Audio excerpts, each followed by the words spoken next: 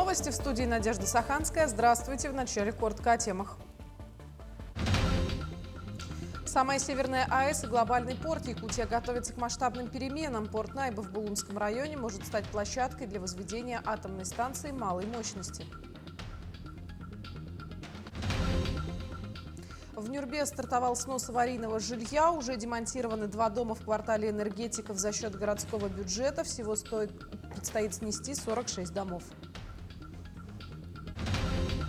В Верхневилюйском Улусе отметили день рождения Исидора Барахова. Наследие продолжает вдохновлять новые поколения.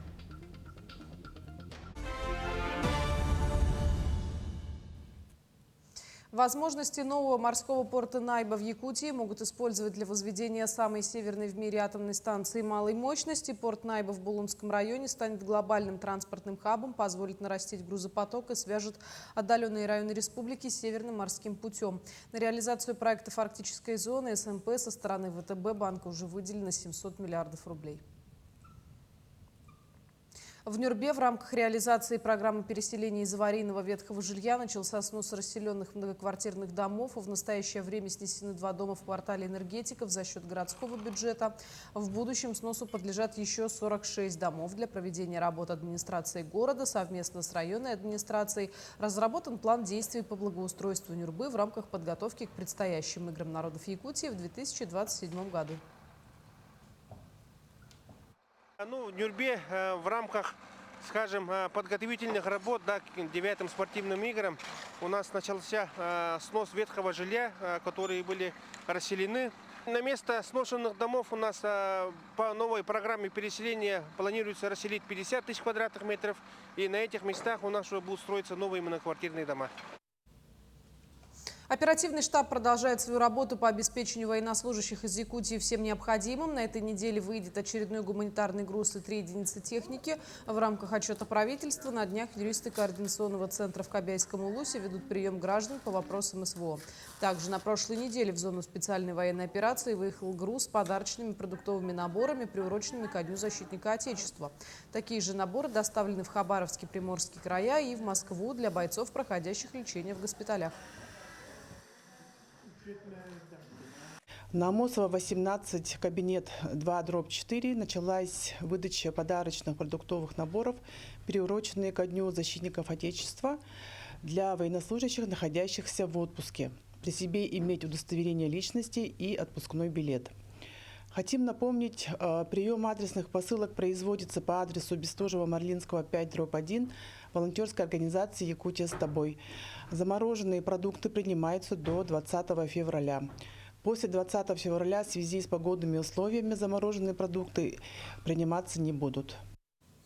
В недавно открывшемся центре «Патриот» в Алекминске организовали семинар по основам предпринимательства. Обучение было ориентировано на ветеранов специальной военной операции и членов их семей, которые рассматривают возможность открытия собственного дела. Подробности в следующем материале. Бизнес для своих. Под таким названием в центре «Патриот» прошел семинар-практикум для ребят, вернувшихся с СВО, и для их членов семей. Задача масштабная – познакомить с азами предпринимательства. Узнают, что такое бизнес, вообще познакомиться с некоторыми деталями, как открыть свое дело, как открыть самозанятость. Возможно, они захотят стать самозанятыми, возможно, захотят стать индивидуальным предпринимателем. Здесь как раз нужно знать все азы. И для этого мы сегодня собираем наш семинар, в котором как раз наши ветераны, они узнают, что это такое. Кто-то уже попробовал свои силы. Получается, поэтому консультации вовремя. Создаем онкопарк,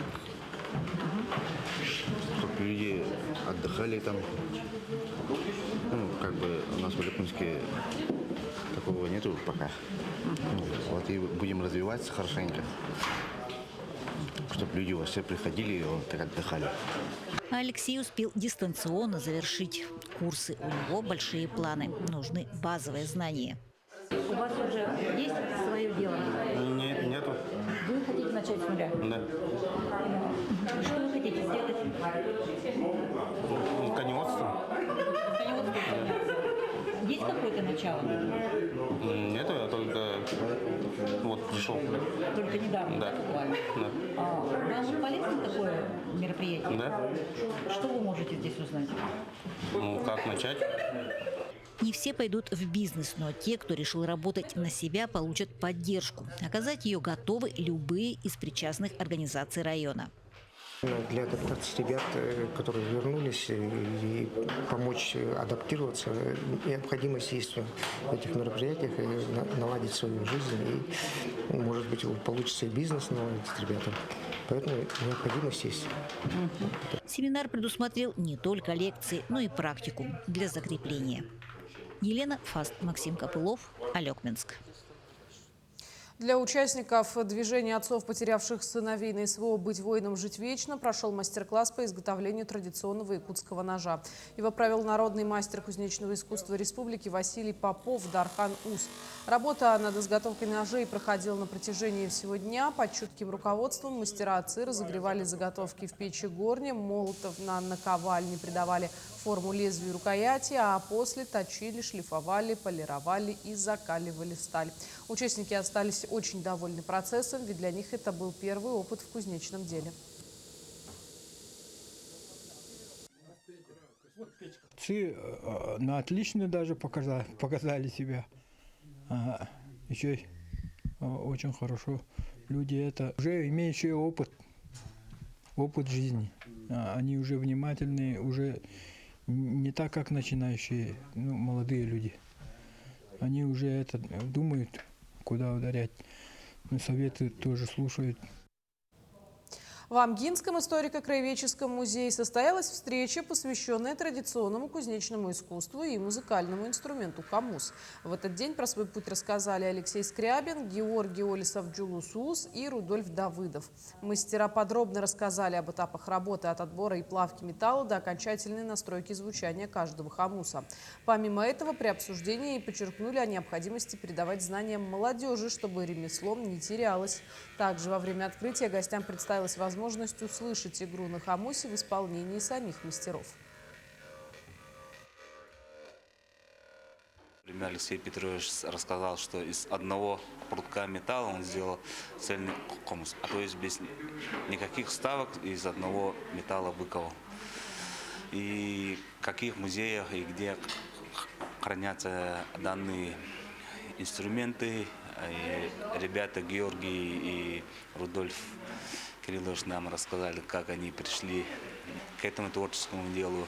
Они рассказали нам немножко о тонкости, как изготавливать. Тоже мы узнали сегодня от уст кузнецов, что инструменты делятся на тональности, как они ищут, в чем сложность изготовления данного инструмента. В Верхневилюйском Улусе отметили день рождения Исидора Барахова. Главным событием стала презентация новой книги о жизни политического деятеля. Торжества продолжились у школы номер 1, которая в этом году празднует 150-летний юбилей. Здесь состоялась торжественная церемония возложения цветов к памятнику Исидора Барахова, символ благодарности потомков и связи поколений. Кульминацией дня стали бараховские чтения, научно-методическое мероприятие, которое прошло по 8 секциям. Участники обсудили вклад Барахова в становление якутской государственности, его идеи и их актуальность для современного развития республики.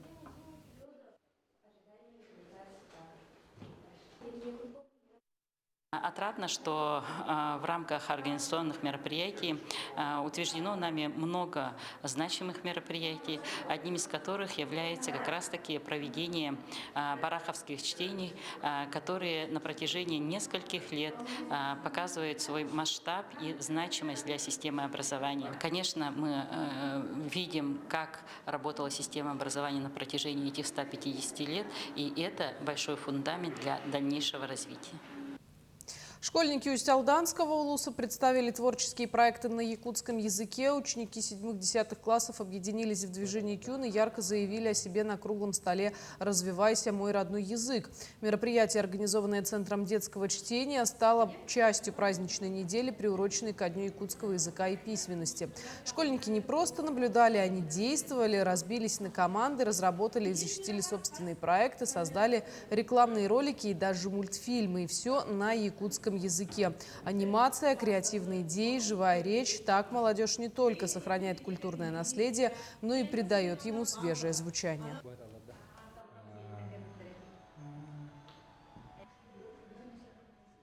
Дети знакомятся, защищают проекты и играют в народные игры. В этом дне я вижу шанс донести до детей проблему исчезновения родного языка и культуры, привлечь их к ее защите.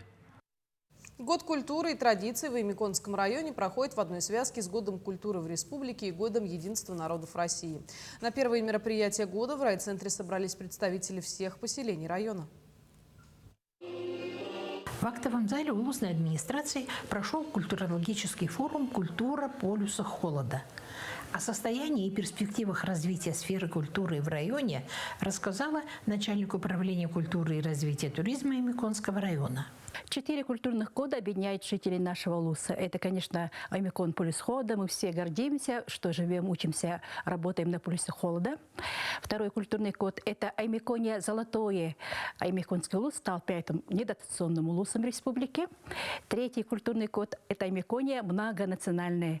И третий главный год – это седое Аймяконье Дагансартан Каджаз Аймякон. По итогам конкурса прошедшего года вручены гранты главы района, благодарности и почетные знаки ветеран культуры Аймяконья. Лучшим учреждением культуры объявлен Дом культуры села Аймякон. Директору Ульяне Захаровой торжественно вручен переходящий кубок. А вечером жители и гостей райцентра ждали в Доме культуры «Металлург», где прошел гала-концерт народных творческих коллективов Аймяконья.